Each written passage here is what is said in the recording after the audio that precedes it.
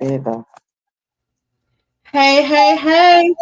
This is your girl, Erika Brown with Soulful Revelations. Tonight, I'm your friend, your sister, your auntie. I am here tonight. We have a great topic this evening. I have my beautiful co host, Miss Sharice Young. Can you introduce? I'm sorry, McBride Young. My bad, Yeah. child. Hey, hey, McBride. Sharice Denise McBride Young. hey. Go ahead and introduce yourself to the people. I am Sharice McBride Young, as Erica said, her best friend of 40 something years. Oh, okay, plus years. Yes. Right. Yes. Tonight our topic is why are black women feeling so unprotected by our community?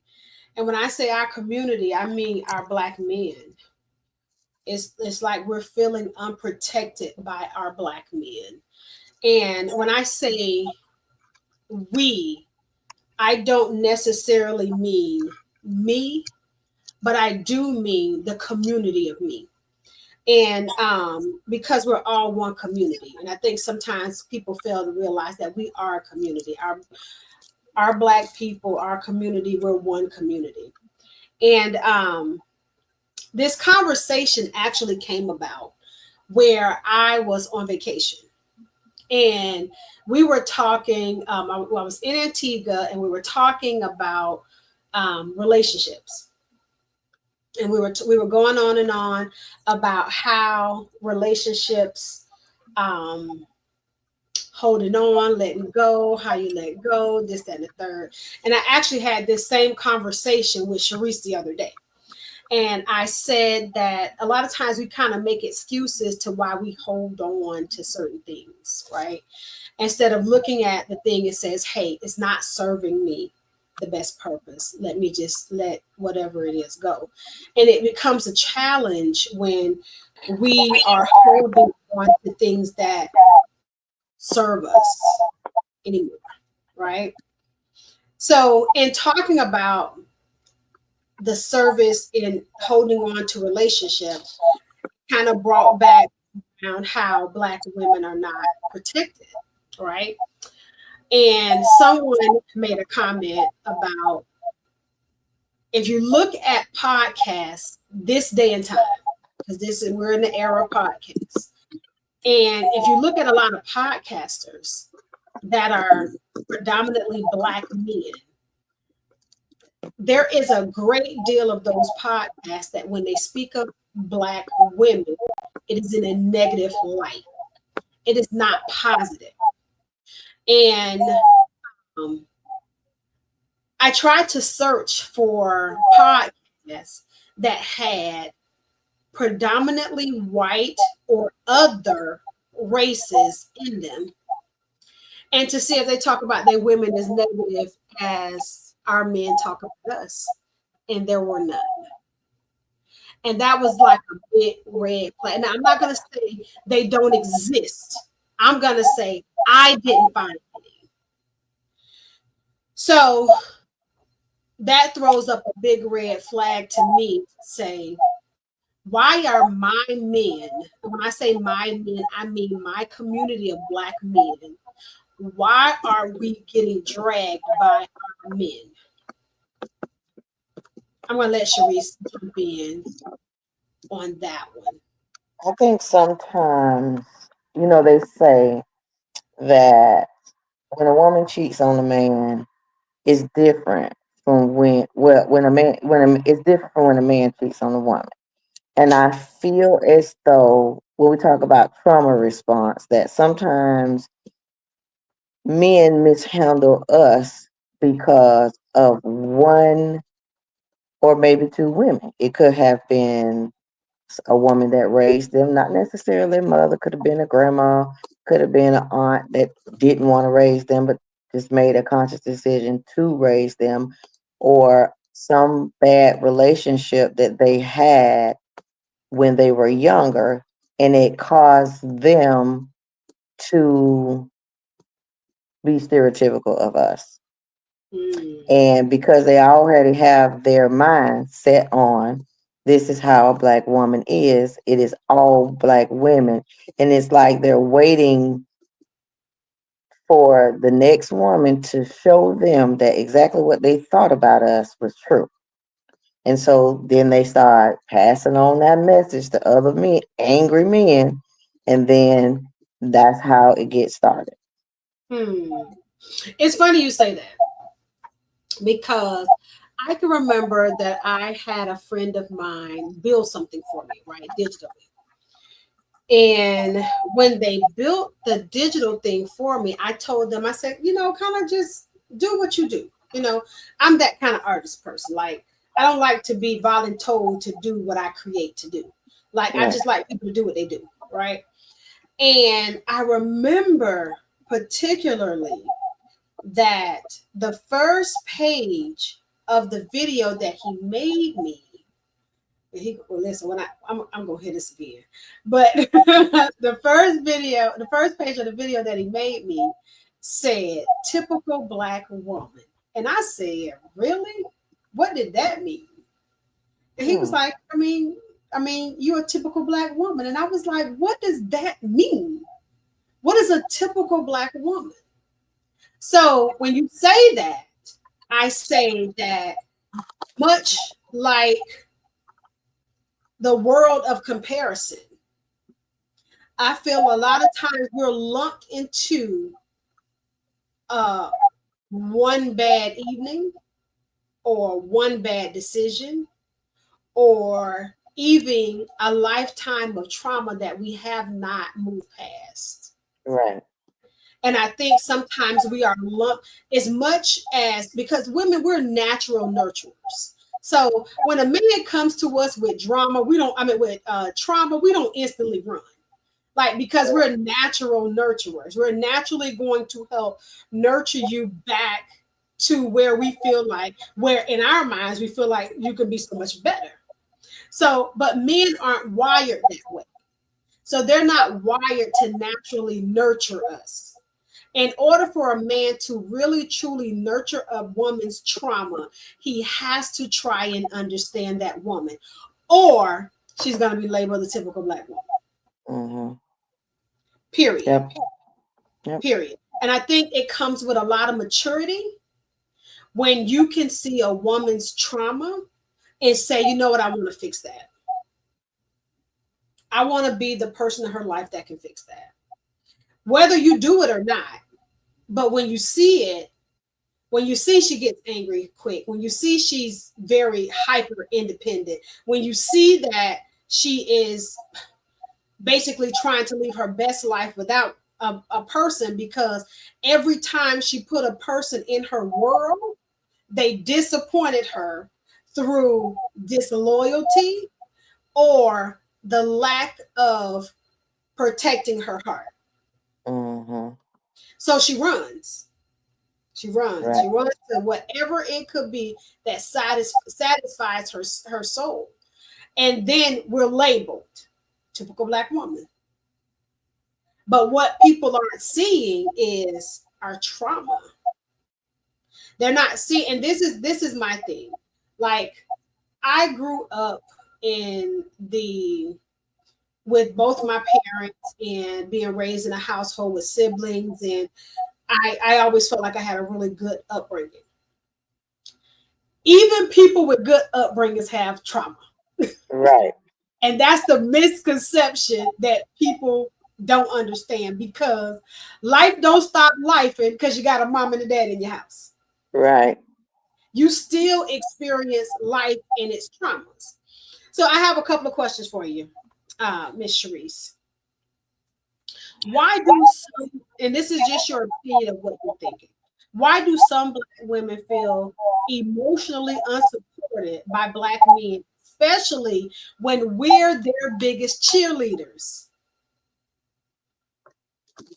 I think that sometimes people don't gradually get to know people. I think that as women, if we have the small inkling that a man has piqued our interest enough to get to know them, we put it all on the table. And I think that we put, and what the silence in having that relationship is, while we still deal with life, past trauma, uh, maybe some women may have children, or and it had some experience that didn't turn out so well with those children, and we're trying to build something with somebody that sometimes is not open enough to allow us or even explain to us, because men go through these things where, well, some men, the men that want to be providers and the ones that want to, want to lead, um they don't they don't speak of those things. And if sometimes they look at our support as aggression, or Mm-hmm. she trying to tell me what to do, Oh or that yeah. ain't what or that ain't what I wanted to do. That's not what I was trying to tell you I wanted to try to do. And instead of saying, hey babe, well, maybe this is what I was thinking, how about we try it this way, in the process of us trying to build them up. And then sometimes their silence of not telling us everything that they need from us to succeed Mm-hmm. pushes somebody away. Either it pushes him away or it pushes us away. Well, when I say push us away as women, I mean we shut down. Because a sister will say, all right, well, I ain't got to do that. I'm out. Yeah, you do what you do, you Do right. you?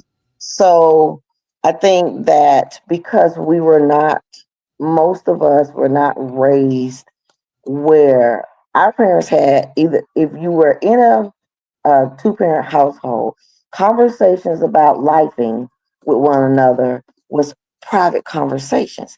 We didn't see that in the in at the dining room table. Parents talked about things secretly. So because we were raised that way, it's not shown up in that way when we start establishing our own lives with a life partner. Yes. I 1000% agree. I think that when we when someone is strong enough to be able to show up for us, we'll know. Right. Um, um, I know I have felt in multiple situations that, and this is how I label it. My heart wasn't safe in a situation. Right. Like when you know that your heart is not safe, that means that you can't share with this person your dreams, your aspirations. Matter of fact, you can't even share your next move with this joker because you feel like, you know what? The way they move, I heard a girl say in a rap song, because he moved too janky, because they moving too janky. I can't share nothing with you. Right. Like you moving in a way that is not conducive to a lifestyle that I plan on having for a lifetime. So because you moving too janky, that tells me that my heart is not safe with you. So I have to make a better decision for myself. Now, the thing about us women is 9 times out of 10, when we're done with you, just like men, we don't say it.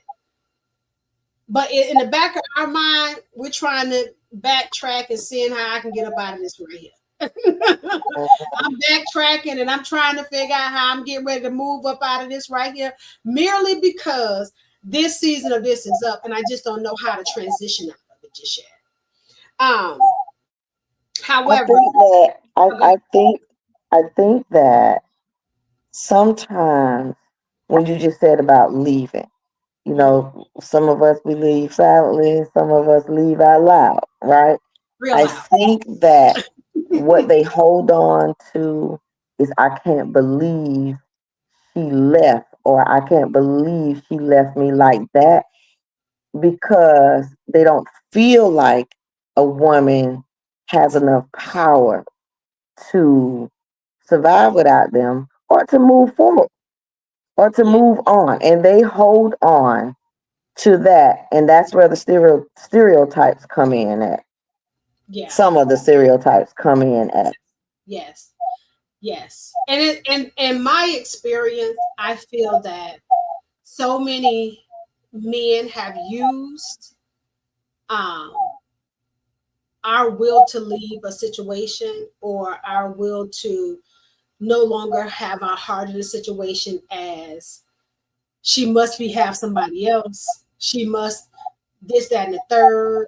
She must, I guess she done got her weight up enough that she don't need my money no more. Like it always comes back to a personal jab at them when we feel like our hearts aren't protected.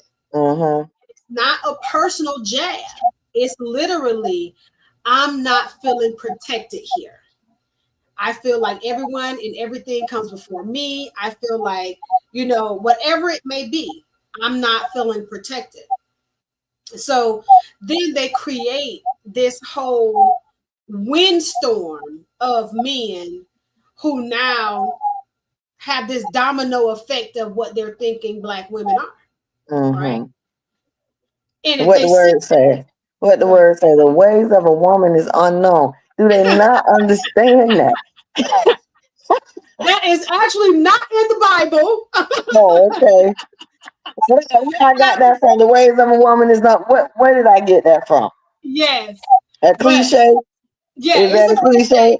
Okay, But all and right. the We'll key put that. is, because you don't, until you understand us, you don't understand us. So Right, if you're not trying to understand a woman and all her emotional breakdowns and ups and downs, if you're not trying to understand her, you won't understand her. It's kind of right, like me and trigonometry. I don't try to understand it, so I don't understand it. I don't understand it because I don't try to understand it. So if you're not trying to understand who she is, then you won't understand who she is. And that's the bottom line. and this is the thing. In order for any one of us to have those greater things in life, there's going to be things that are going to be a test for us. And Yes, those tests are built to create character in us. it is. And okay, so your first 5 women didn't work out. That does not mean that we are all the same. We all have the same intentions. It just means those 5 women just didn't work for you. But that doesn't mean that we're all bad. And I No. think that, it's that, like that telephone, the telephone game. You say one thing, and by the time it get back around to you, it's a whole nother story. That's how they treat us. Yes. Yes. And I think that sometimes, and we're and just to clarify, we're not talking about men and how they feel unprotected, because we've heard those stories as well. So we don't want to dismiss the fact that we're saying, well, we're just talking about Black women and we're not talking about Black men. I take my hat off to Black men every single day, because I know the struggles that you all go through, not personally, Right. but what I see in the workplace, in the world, everywhere. When I say I take my hat off to Black men, I truly, truly do. So that's not what I'm speaking of. But what we're talking about tonight is how we as a community collectively feel unsupported by Black men. And why do we feel like Black men are dragging us so much? And I have another question. And this is just historically. Do you believe Black men understand the weight Black women carry on their behalf, emotionally, socially, and historically? Not at all. I don't either. Because I said to my husband one day, while you over there snoring, I'm over here thinking of 50,000 things I got to do this week. You over there sleeping real good, and I'm over here tossing and turning, trying to figure out how I'm gonna get this done, how I'm gonna get that done. I need to do this, and then and then coming up with strategies and plans of how to navigate life with these kids. So I don't think that they understand the weight of what we carry, because a lot of times, you know, just like being a mom. Being a Mm, mom is just not, it's not black and white, you know. mm, All of your children are different. All of your children have different needs. So with us, we're trying to balance that. We're trying to balance relationships with our children because we're trying to create something for the little people that we brought into this world. And then we're trying to maintain our relationships with you and trying to help uh, be your partner, mhm. your supportive partner, and trying to make sure that everything that is in our willpower is being done properly. That's if we care.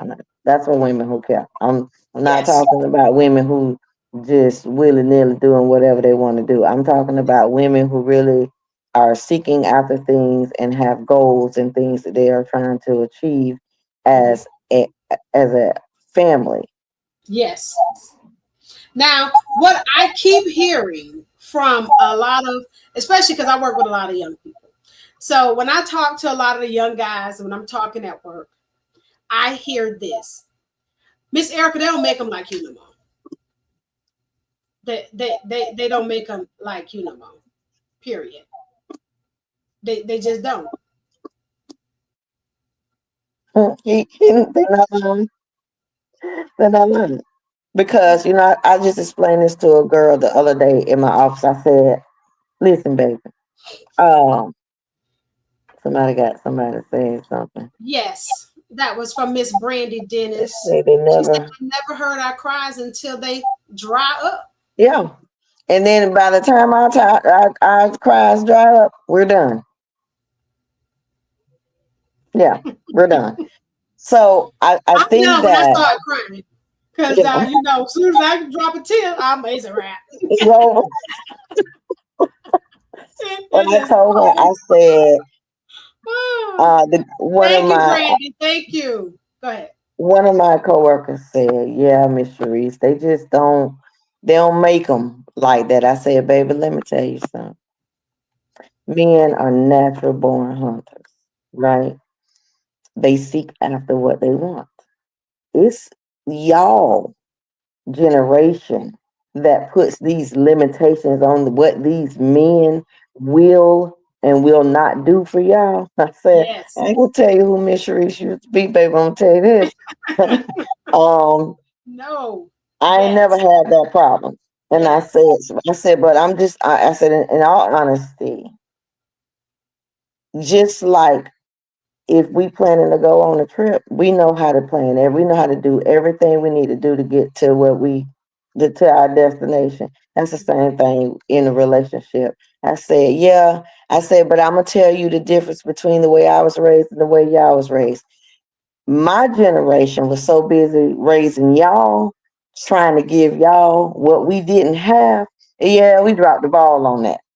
Yeah. So yeah, I say you're right in a sense, but that still has nothing to do with when you're trying to establish a relationship.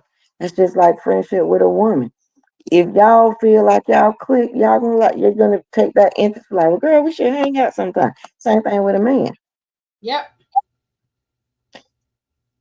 I Yep. said, anybody, no matter what race they are, anybody who wants something, if they want you, they're gonna try their best to get that. Sure is. The thing about, a lot of times this generation, they be so built up on, well, he ain't got it like that. Well, baby, if he ain't got it like that after 5 years, he ain't gonna never get it like that, and you wasting your time. It's time for you to move on. Yep. And you just have to just say, hey, um, what I used to say, this ain't working for me. So Say work for us. so we gonna just have to leave this alone. That's that and these are creating these scenarios in these men's minds trying to determine who we are as women, and we're Hmm. labeled typical black woman because we're not afraid to make a decision, because we're Because not we're afraid. strong, Yes, but the strength in us, some of it is born out of trauma. right? It's Yeah. born and bred out of trauma. And survival mode. Yes. And survival mode. Because Yes. there are things, just like a black man has the weight of the world on his shoulder. So do we. Yes. Because however we show up, that's just if you're in a relationship with somebody and one of his co-workers see you out in the street with a bonnet on. They have already judged his woman because she got on the bonnet. What kind of man, what kind of woman he got? I saw her in the store with a bonnet on her head. Yep. So I feel as though we have we may not have the same pressures as they do, but we still have our own set of pressures coming from society and this world. Yes. We do. As do they as well. Right. However, this is about us, what we're speaking of, right? So we're gonna change the dynamic a little bit. We're still talking about the core of black women not feeling protected, but we're gonna talk about interracial dating and double standards, right? Why is there such a harsh judgment towards black women who date outside their race, especially when so many black men do it so freely? I have one word: Uh-oh. ownership. Wow. Because as a black woman, we're his people. How Mhm. dare we go out and date somebody outside of our race? Ownership, because we're their people. Mhm. And uh, it's okay for them to do it, no harm, no foul Mhm. when they do it. But us, it is ownership. Okay. I can see that. I can say for myself, I personally don't care who date who. That's just my thing. Right. I personally, if that's your the only time I have a problem with it is when I hear people, man or woman, to say I only date da da da da da, and it's outside of their race, because that tells me that they're seeking something in that other race that they feel is missing in their own. So that Mm-hmm. tells me there's an identity issue with them. Mm-hmm. It's not about it's not about I just fell in love with a woman who was Asian, or I just fell in love with a woman who was white, or whatever her nationality may be, or her race may be. However, when you tell me that's all you date, then I know that you have something that's missing within you, to the reason why you're seeking after that particular race that you feel is superior over yours. That's the Right. only time I have a problem with that. Right. Like when people make like dumb comments about when their children's skin color or their children's hair, when it comes down to their children being biracial, like Mm. it's better than who they are. I feel like that's a problem to me. Like if they have biracial children, it was like, oh, my baby got the best hair, da da da da. It's black kids with good hair. Right. Like that makes no sense to me. Like that type of ignorant thinking, because we as I mean, we're learning now that there's no real such thing as bad hair. They told us that, but it was just dry hair that didn't have any freaking conditioner or no moisturizer in it to keep the moisture and keep the curls in our hair. So we got told we had bad hair, but we didn't understand the dynamic of our hair. But now these young people are coming in and bringing in the dynamic and like, hey, that's actually really good hair. It's full, it's thick, it's this, that, and the third. And guess what? Even the Asian men now are trying to wear afros like black men. So that tells me if people of other races are now trying to imitate ours, what was so bad about it? Right. Right. Like literally, what was so bad about it? So it's Right. it's our thought process is changing now, that we're not looking at and I'm not saying there's no colorism. I would be lying to tell you that there is still no colorism issues. There are still colorism issues. The key is, how are you seeing it? because I don't think a dark skinned black woman is no different than a light skinned black woman. That's me. Now there's Right. other people who feel that there's still some kind of hierarchy. I just don't. I don't. You know. But it's one of those things that now with this whole biracial children, so that means people are crossing over races and having children in different races. It's almost like it's people are trying to create a hierarchy in that, and that's just not so. People are still just people. Right. Yeah. Right. Have something you want to add to that?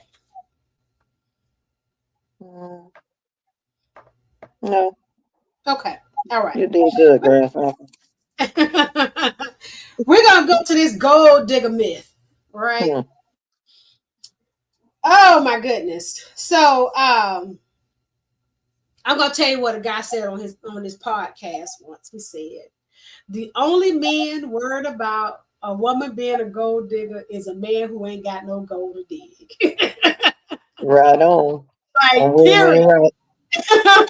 With him in right. Listen, what did the other guy say on the other podcast? He said what What is about that? I dang it slipped my mind.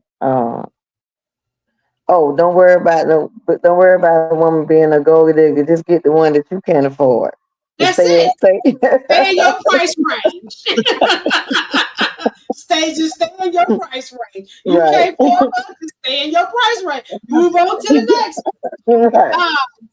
But it says, why are black women so quickly labeled gold diggers when asking for stability, yet expected to carry financial burdens in silence? I Yeah. remember telling a young lady that was working a second job, who was married, working a second job, and she had really young kids at home. And I said, your children need you more than you need that second job. And now this is me, a woman speaking without kids, and this is, oh my god, the kids are probably grown by now. And she kind of looked at me, and I was like, how much are you making a week in this part-time job? And it wasn't that much money. It was just maybe $102 that she was working, because she wasn't working like an astronomical amount of hours. But we're talking about 25 years ago, right? And I said, your children need you more than that little bit of money. And when I read this question, this is when I feel like I can see that young lady in my head, her carrying the financial burden of her family. And she was married. And I said, if anybody's going to get a second job, your husband needs to get a second job, not you. Because your children need you. You are gone in the evening when they come home. They need you, right? And eventually she did, but it took her a minute to grasp the fact that she needed to stop, you know. And that's because we have been programmed a lot for scarcity in the black community, and that's sometimes why we hold on to so much junk, because we've been kind of programmed throughout the years about scarcity. Like, don't sweep trash out the door, you're gonna sweep out your fork. Where is that written? Girl, I sweep some trash out the door like it ain't nothing. Like, but where is that written? Like, we kind of hold on to these ideologies, make sure you eat your black eyed peas and greens on New Year's for money and good luck. Who said that? The Like, same if it person, the ain't let same no. person that said the ways of a woman is unknown. But we live by this scarcity mentality as if, Right. now don't get me wrong, I still don't want dirty clothes in my house on New Year's Day, right? I don't know why that is still engraved in my head, but it means nothing. It Right. literally means nothing. Nothing at all. But we hold on to these ideologies, trying to live our life through these ideologies, and they're not working. Yeah. You want to add something to that? What was it? The question again? What was that Oh, the statement? question is, why are so many black women labeled gold diggers when asking for stability, yet expected to carry financial burdens in silence? Again. I mean, you got different types of women. I did it for most of my life, right? Work two jobs. I can speak As a personally. single mother, though, it was different. One time I was married, Okay. but I think I think that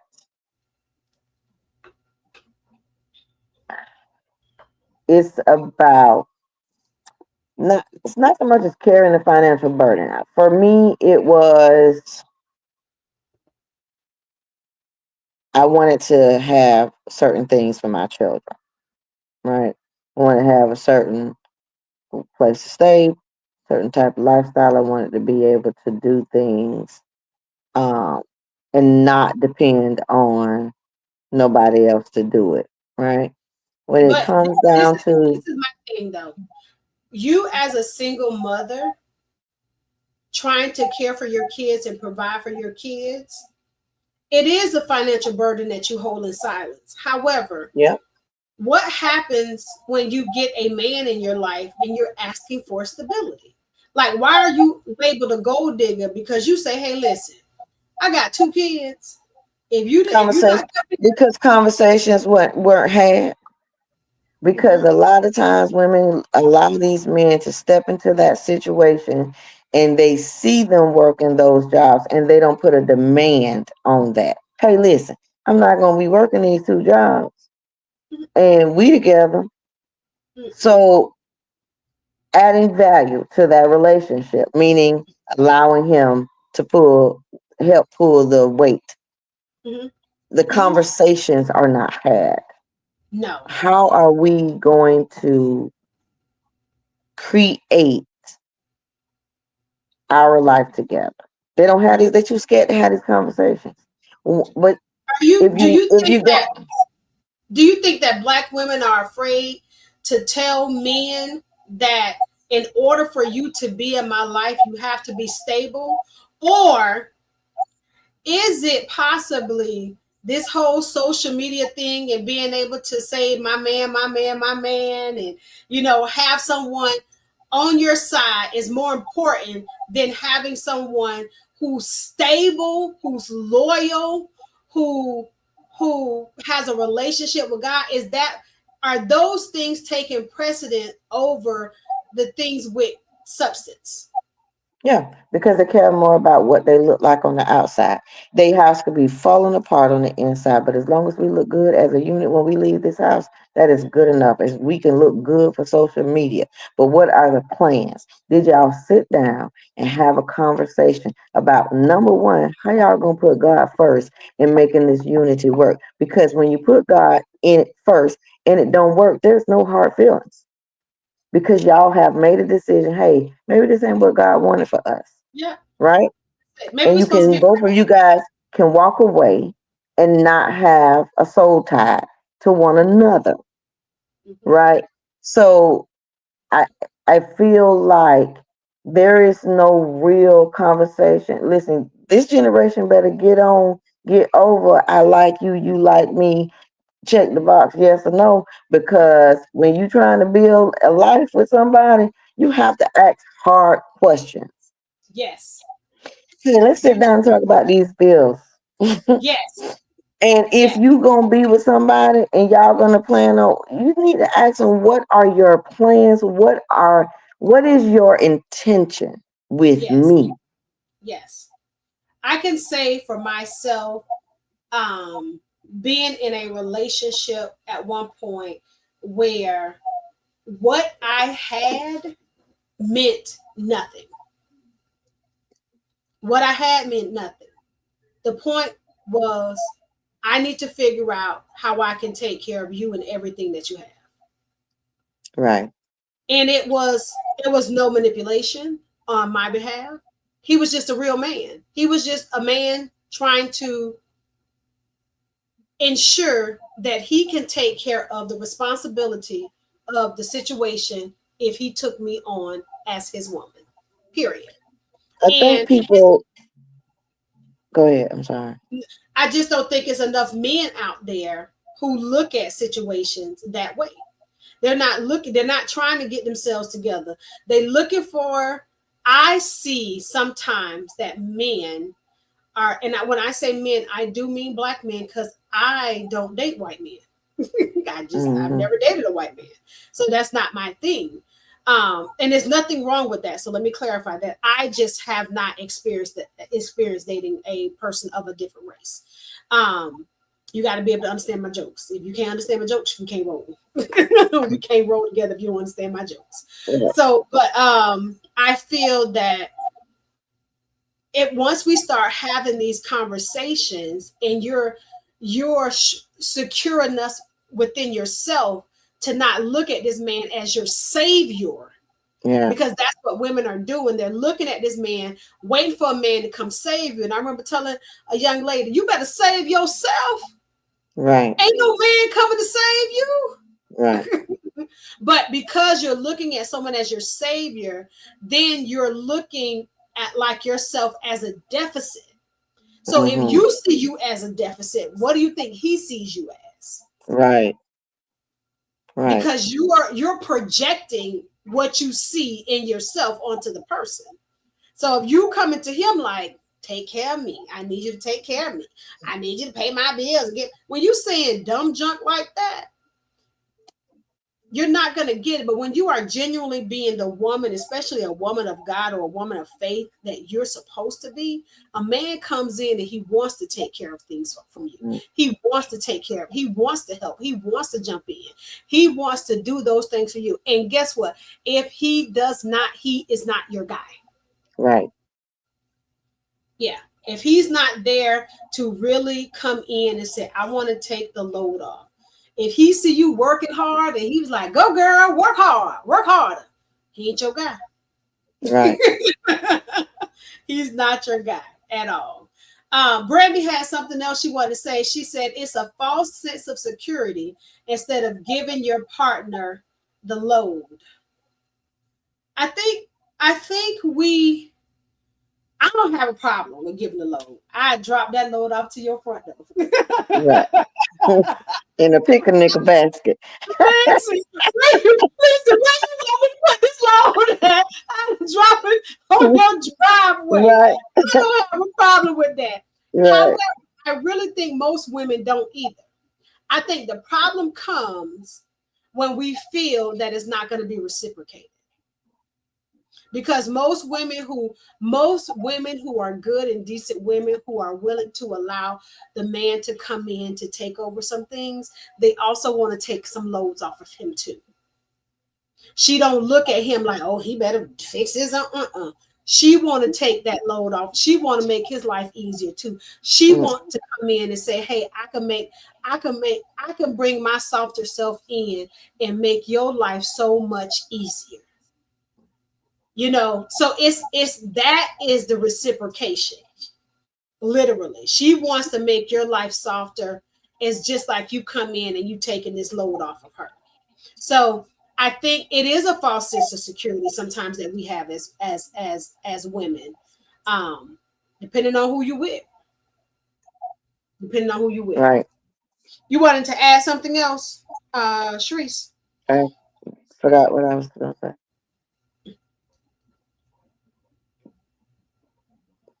I have one. What's behind the resentment for some black men to seem to hold when black women have financial expectations or high standards? I feel like if they know that they're out of their league, they will belittle a woman to make themselves inferior. I think that, and those kind of men that they need to run from. I feel that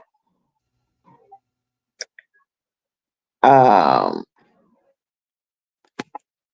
something came up on my phone.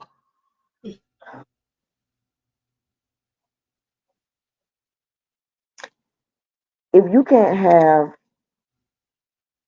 someone that's going to add value and things are going to be easier for both of you, then it's a waste of time. I just feel, I just like, it's like the gold digger thing. Um, I like me, and I want you to like me, but I want you to like me to like the things that I like, so I can afford those things that I like. Mm-hmm. Um, and I've always been like that. Mm-hmm. I think that sometimes men see things in a woman that they like, and they're up for the challenge of seeking to see if they could have her and all those things that come with her. Yeah. Not necessarily even to add value to that relationship, just I'm gonna see what I can get out of that because we might look good together because of Oh, yeah. how it may how it may make him look. A man could be the thief of the family and Mhm. mess around here and find him a good old wholesome girl. And she got all her stuff together. He want to bring you to the family reunion, honey, because he want everybody to see. Look what I got. Look what I got. Look what I got. Not And, in everybody. and add Yes. nothing to that Yep. situation that Yep. eventually dissolves because you cannot live in this world pulling, taking, and think that you're going to win. There's no winning in that. Nope. And then that's when that stereotype, well, oh, I ain't, you know, how they Oh, say y'all stuff, black oh, women the she ain't same. this that way, I ain't want her anyway, and I was Oh just this, yeah. and yeah, they have Oh everything to say about that black woman that yeah. was out of his league. Yeah. And that's not even to say when sometimes people take that out of my league, out of context. Sometimes, Because there's some women that are out of a man's league. right, Yeah. but this is the Oh yeah. thing. If you have things, it don't always have to be monetary.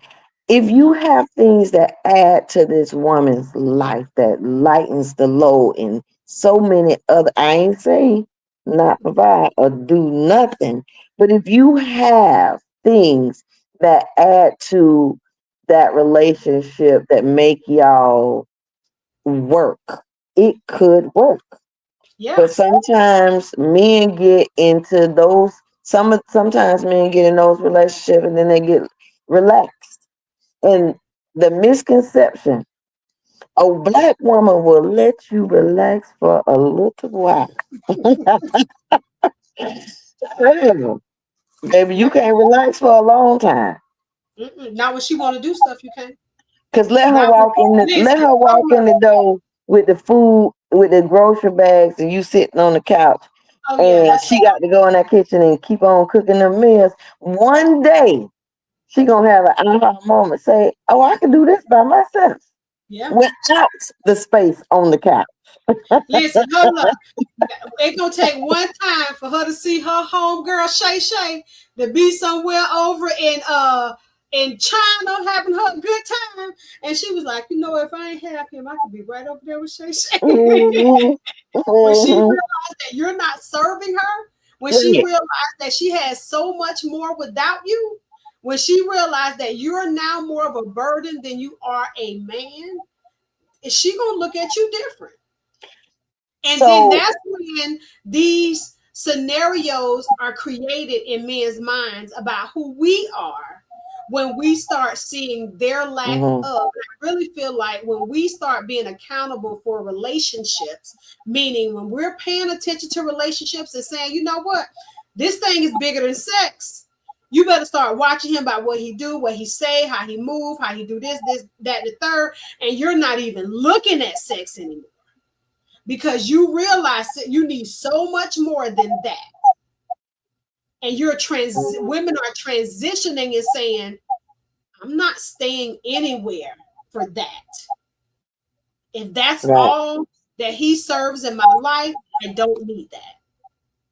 I just want to add this comment here.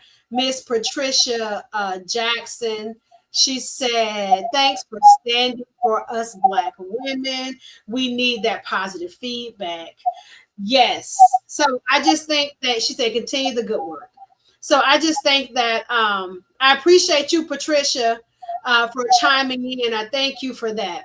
Um, it's it can be such a double standard when it comes down to how we are treated, because I honestly feel that we a lot of our black men are treating us certain ways in the community. And when I say black men, I don't mean you individually. I mean collectively. So let's state that. But I feel like you all are basing things on our trauma responses and your lack thereof. So when there's a deficit in a man and a woman sees the deficit and she stands on her boundaries until you get yourself right, until you fix yourself, until you do da da da da, it starts creating this domino effect of things in a lot of men's head. And because I talk to so many of them, it starts to create this domino effect about what they feel like women want. And I was like, just get yourself together. If you get yourself together, you don't even have to focus on what women want. Focus on getting yourself right to the point that you're self-sufficient, you're accountable, you're loyal to the things that God has placed in your hand, and the good woman will come. Hmm. And Period. also, I think that while they're having all these podcasts and talking about the black woman, when they start holding each other accountable as brothers, Yes. then they can evolve as a culture of men. They can Yes. evolve to be that better black man for these black women when they start holding each other accountable. When they start sitting in the barbershop, stop talking about all this negative stuff about women and start holding each other accountable for actions. Yes. Teaching like grandma them used to do on the porch. Hold the Yes. family together, baby. Somebody bring the little cornbread with the little in the little cast iron skillet over there and hold the family together for with some cornbread and some greens. Hold Absolutely. them accountable Yeah. so that we get better as a culture of people. Because Yes. if they get better, we get better. And I Yes. think that I also want to add this because this is what has been playing in my mind ever since you talked to me about doing this subject. You know how people get together in relationships and they do have those conversations that some people won't have. I think that when a black woman tells a black man, baby, I got you, what they need to understand is we got you. We want to have your back. But there is stipulations to that, right? We're not gonna sit here and you tell us that you did 5 applications for 2 years and you ain't got no job. That's not I got you. That is I'm a fool for Mm-hmm. you, right? I think that sometimes that whirlwind starts because men and women hold on the promises that they have made to one another Oh yeah. in the beginning of those relationships. So when the promise is broken, because one thing about a black woman that she can't hide is her facial expressions and how she feel about you. When she gets tired of you, when her face starts changing, you better start having a conversation, baby, because you almost out the door. What? Okay. When she no longer smile when she see you, when it ain't no more you When it becomes, let's oh go. girl, let me call you back. My man coming in the door, and that conversation Hey, changed to, hey, oh child, he like done this. came in here. Oh yeah, girl, Curtis in that child. Yeah, go ahead. Mhm. When it do that, oh Right, yeah, right, look, right. He girl, yeah, girl, just talk low. Just, uh-huh. right When it there, go to that, it's a wrap. right. hmm So that's what I just want to. I feel like we need to know that because I mean I feel like that's something that we can all benefit from when you know that don't make these false narratives, these false sense of Mhm. securities to people Yes, that it may change yes, because the number one misconception about people is that we don't grow. Yes. Sometimes you have to realize that if you met somebody and y'all got married at 25, y'all not going to be the same people when y'all 45.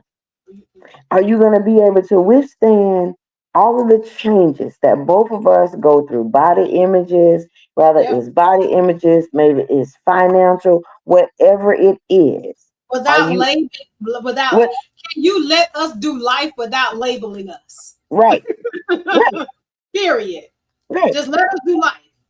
Yeah, right. it's I think I don't know if it's a I don't know if it's unrealistic expectations that people have for people. I don't know what it is. I can't wholeheartedly put my hand on it. But I feel that we need your support, black men. Not even we need your support behind closed doors. We need Right. your support.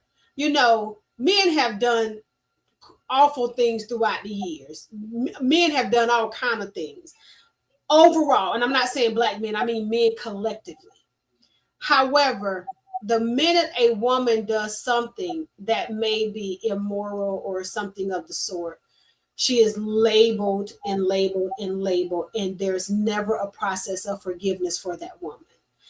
We as women, we forgive time and time and time and time and time and time again. Mm-hmm. And I say, and I'm not speaking to a person in a relationship who is battling whatever. I am speaking collectively. Can we forgive the person that people used to be and move on, and Mm-hmm. not feel like we have to judge them? Our black women have to be judged everywhere we go and have to be reminded of who we used to be, because we give black men opportunity for change, and I need for our black men to give us an opportunity to change things as well. We're not perfect people. We all have trauma. And this is the bad thing about it. The older you get, sometimes the more trauma you have, especially if you got unhealed wounds that you refuse to get healed. So you just Mm-hmm. pounding trauma on top of trauma on top of trauma Mm-hmm. on top of trauma. Mm-hmm. And it's going to take a strong woman to help you through that. It's going to take a strong man to help you through that. Stop bashing your people. Be able to see them grow. People who are willing to take accountability. I'm not talking people who refuse to take accountability for the things that they have done. I'm saying people who are willing to take accountability, because I always feel like a person with lack of accountability is a danger to our community. Mm-hmm. It's not a benefit, it's a Mm-hmm. danger. It takes a mature person to say, I did it, I was wrong. How can I be forgiven and can I move on? But it's a dangerous person that won't who refuses to take accountability. And not it's a danger to our community collectively when people don't take accountability, man or woman, black or white, it doesn't matter. Be mature enough to take accountability for the wrong that you have done. And that starts a domino effect of healing. Like if I wronged Sharice and I take accountability for my wrong, that already starts her healing process. Because I said, you know what, I was wrong. I shouldn't have did that. I shouldn't have said that, this, and the third. That starts the healing process, hers and mine. And I don't think people always see that way. Um, I did have another question. Since we're talking about healing, how can black women hold space for healing while demanding respect and partnership? Like, do we have the capacity to heal and have a healthy relationship? Yeah, I think that boundaries have to be set though in Mm-hmm, the healing process. mm-hmm, It's like things that are triggers to you during your healing process. You, I think that it needs to be verbalized. Hey, I'm on this healing journey, and I can't do that because yes. I used to do that. I don't want to do that anymore. So in the Yes. process of my healing journey, that is a trigger for me, and I need you. This is the boundary that I need to set. If you Yeah. don't know how to verbalize your boundaries, don't say nothing. You can No. create boundaries without That's verbalizing. the thing. You sure can. You can I've done it always many create boundaries without. times. Yep. What we say, Erica. I ain't dealing with that. Mm-mm. I'm not dealing with it. You just don't have to deal with it. If you don't feel like a person is going to care about your journey of healing, then there's no reason for you to continuously keep on talking to them about your healing journey. Some journeys you have to go on by yourself. Yeah. And when you're on those journeys by yourself, you have to create clear and safe boundaries. We have Yes. this quote in my office that says, praise is affirmation, criticism is investment, is an investment. Mm. And I look at that in so many personal aspects of my life. Because that means that somebody could give you some advice without you taking it to your heart Mm-hmm. and then that gives you permission to move forward after you have received that criticism. Yes. Because we Respectfully. all because we all like praise. We all like Yes. for somebody to pat us on the back. Okay, you did a Yes. good job. Yes. Oh man, you did a good job. Oh bro, that's good. We all love that, right? But when somebody takes the time to invest in themselves or Mm-hmm. to invest in you to help Mm-hmm. you move, that is nothing different than Big Mama telling you, you better not do that no more, right? Mm-hmm. Mm-hmm. So collectively, we have to learn how to create those safe, clear boundaries with other people when we're trying to heal. Yes. And Because understand your triggers. Like when if you you don't understand your triggers, you will put yourself in a position where you're constantly triggered and triggered and triggered and triggered. And you're saying to yourself, why do I feel empty when I'm around this person? Why every time I'm around this person, I feel unvalidated? Why when I'm around this person, I feel like I'm talking, but they're not. They're getting information from me, but I'm getting nothing from them. Like when you feel those vibes and that emptiness from people when you're talking to them, pay attention. mhm. Like literally Because pay that means attention. they're not interested. They're not interested. They're not your people. And it Right, could be they were your people at one time. This is the season where they're not. right, Yeah. And right. that's it. And I do. understand Okay. that sometimes when you're on your healing journey and those people that are the most triggering to you, their season may be up because your growth might people might not be able to handle your growth. And it's okay to leave them where they are and love on them.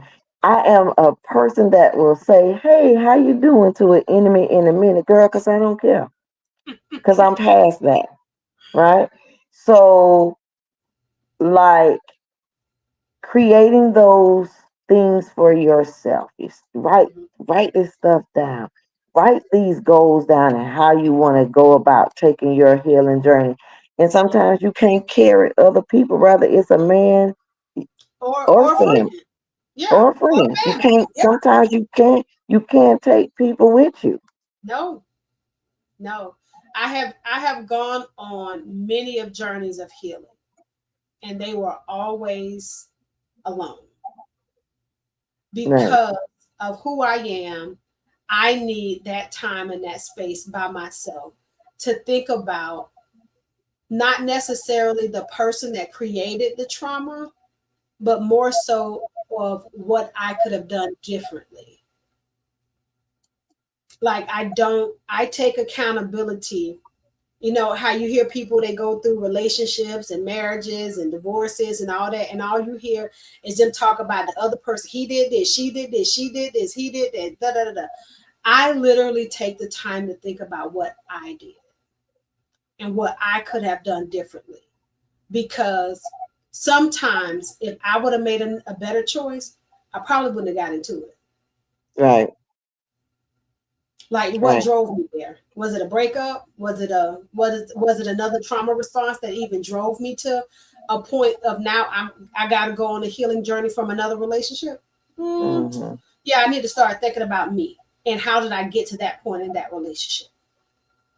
I think sometimes people need to also learn how to um, know who they are. Hmm. How can you present something to somebody that you know nothing of? Hmm. If you don't know what you like and who you are, how are you going to step out into this world Hmm. trying to present something to somebody, and then in the process you end up losing that, Yourself you and lose them. your and them, because you never knew Yeah, who you were. you You never never knew. knew what you like. Hmm. Uh, it, I think that, and I'm talking about simple things. You Hmm. know, um, I I have a question that I ask at my job, and that question is, tell me one of the most thoughtful things that someone has ever done for you. I can tell you that if I ask that question to 20 people, 12 of those people can't think of something thoughtful that someone has ever done for them. Hmm.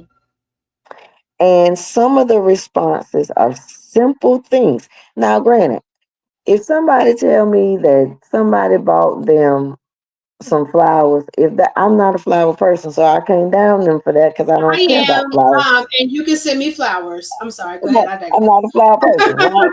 I I see the love logic. the Child, give me flowers. that money. I like that money. Give me the money. I want the flower.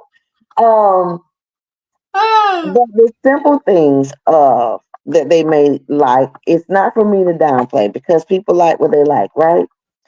But I had a young lady who said to me before she left, she said, that question has made me realize that I need to reevaluate my life and the mm, people that's in it. hmm. Because I could not give you an answer today. Yep. Because she said, because everybody around me Hmm. always needs me for something. Yep. And I said, and eventually you're going to crack Hmm. Yep. and have, If those who are around you don't know the value of what you feel like is important, like I can go sit amongst a certain people and they will tell you the people who Erica value. Because I talk about them. right. I talk about the people who I value. So they know what I value. They know what I find interesting.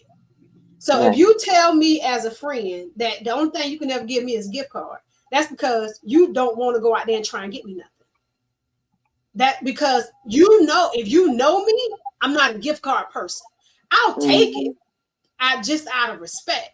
But you if you know me, I just need you to put some thought into what you give me. I done put If some you don't stuff in put the no bucket. thought, I put some stuff in the bucket for you, and I said, no, she ain't gonna like this. Put this back. listen, I'm trying to tell you, nobody can see it. Let me see if I can grab it.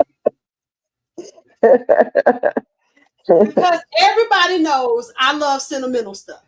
And my best friend bought me this right here. You can see it backwards.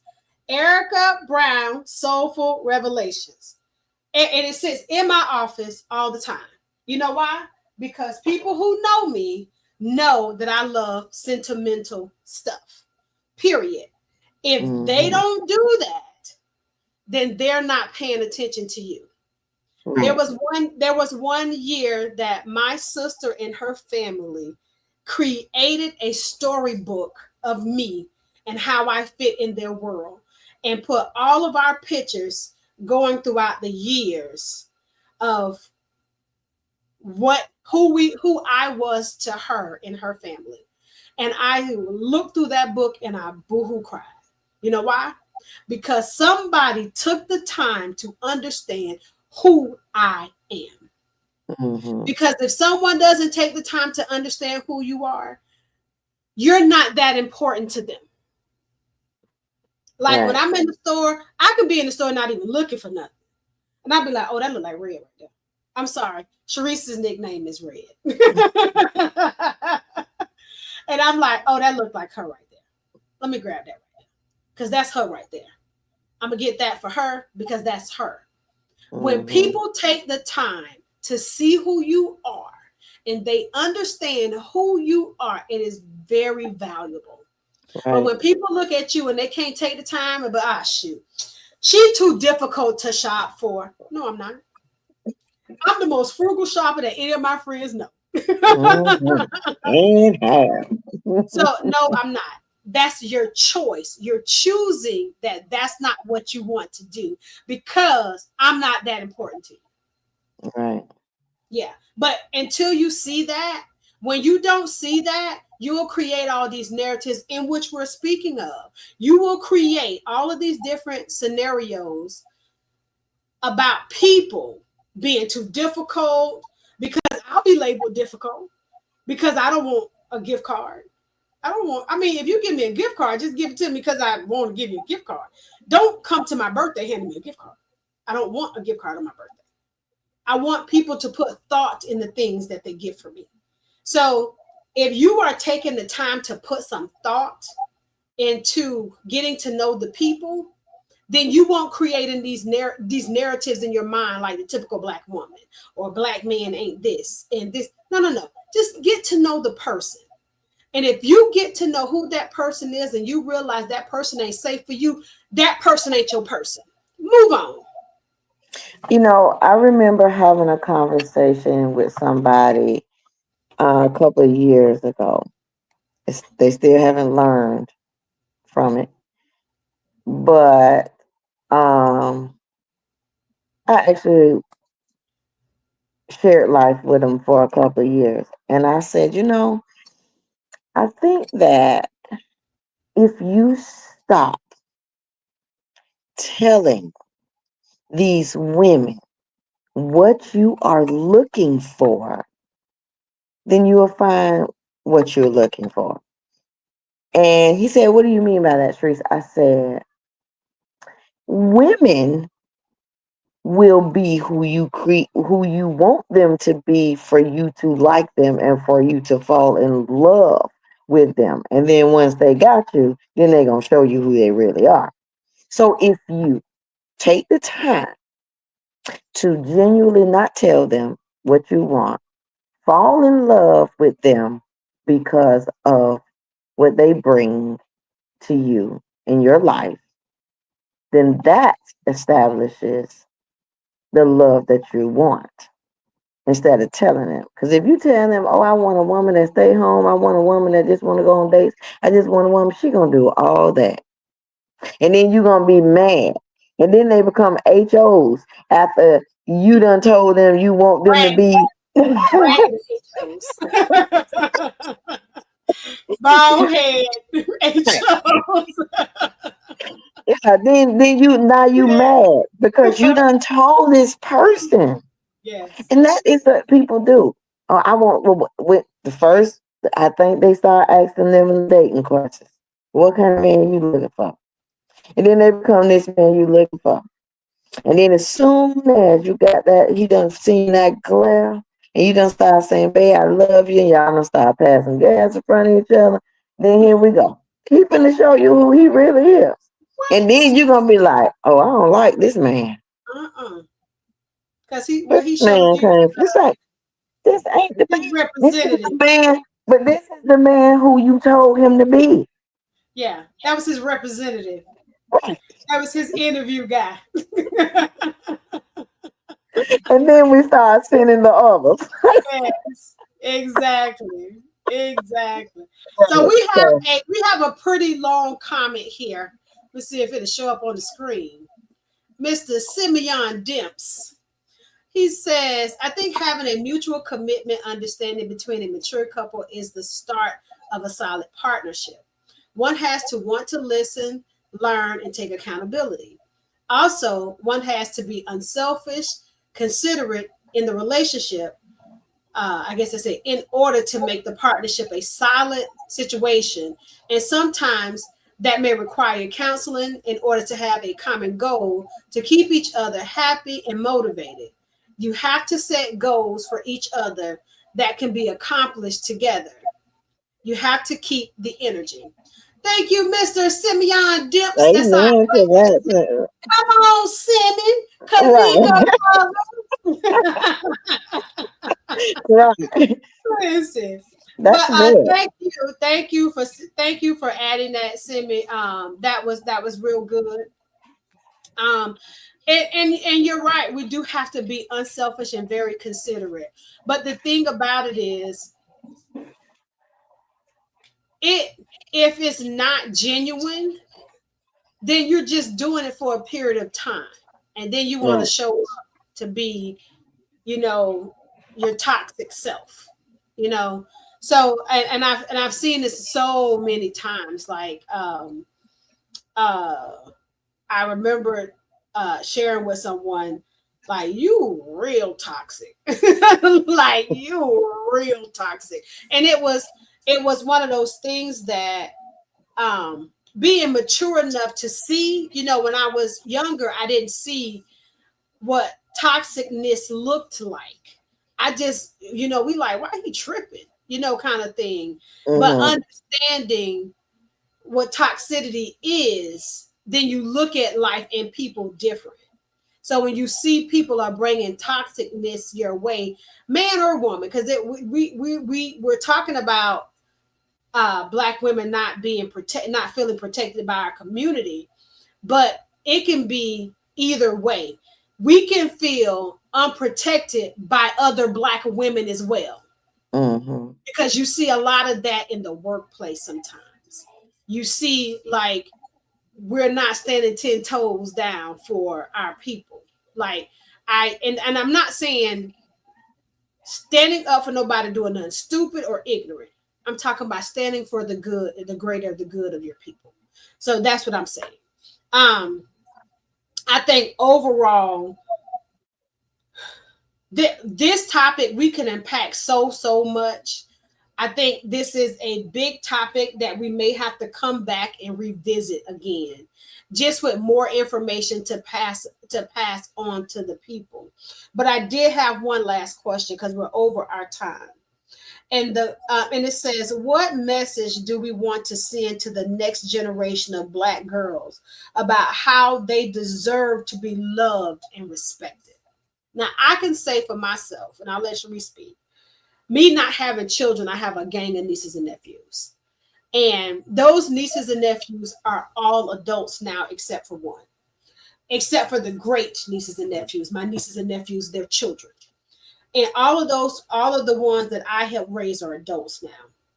And one of the biggest things that I can always tell you, that I'm always very honest to them about moving on and transitioning in life, whether it's through a divorce or a breakup, whether it's through friendships, navigating through friendships, or even family dynamic relationships. I'm very honest, I'm very curt, and I'm very straightforward.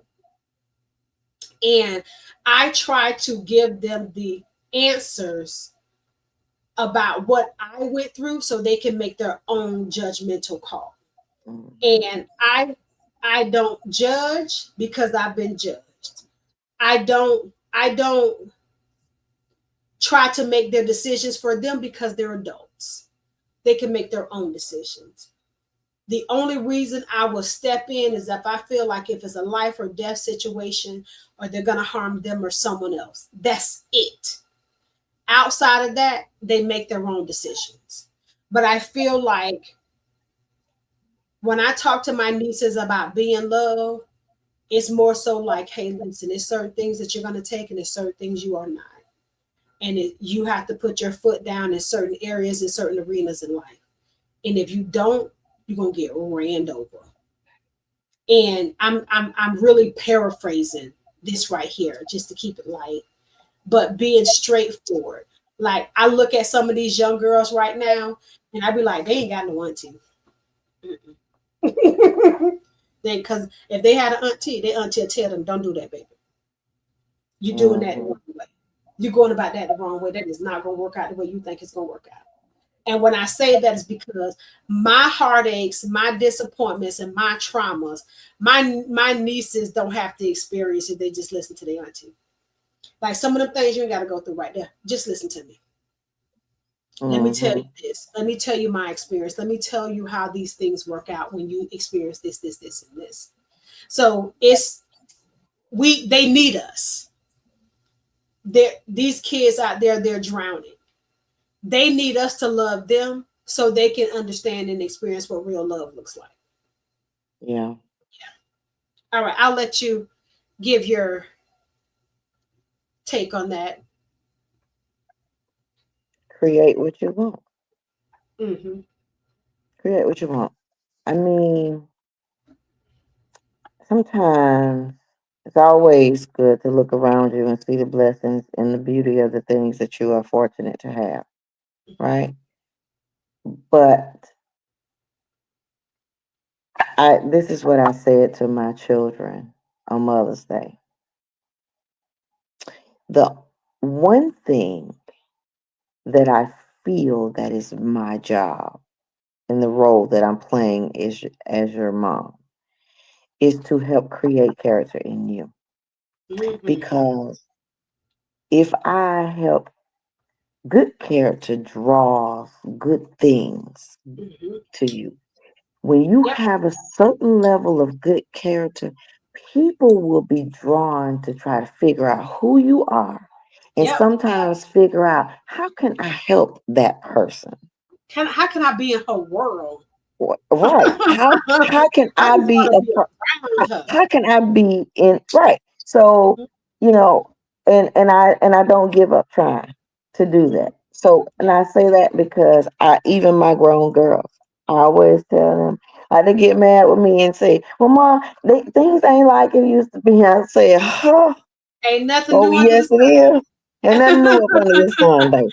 Ain't I nothing don't new care under the what sun. y'all say. Y'all can say, "Oh, these men ain't like the men." Oh, they not because y'all don't want them to be. That's it. Hmm. That's Y'all, all. they And be what the you don't make people are not create no who boundaries. you want them to be because you don't Require. yeah, you don't require for them to be Mm-mm, that to you.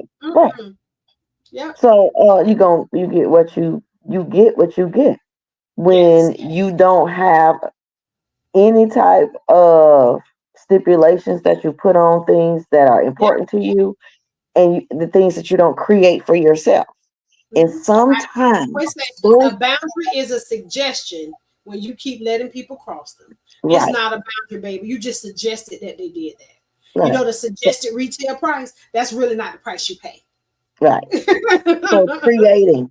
So creating that, creating, and sometimes it takes for you to be alone and to step back and look at the world around you and start taking steps on how to inquire those to acquire those things for yourself. Yep. Yeah, Yep. All right, people, we are way past our time. If anyone knows me and my best friend, we will talk until the sun come up. So right. we are going to leave you guys, but we thank you again for chiming in with the Soulful Revelations by Erika. Follow us on YouTube, Soulful Revelations by Erika.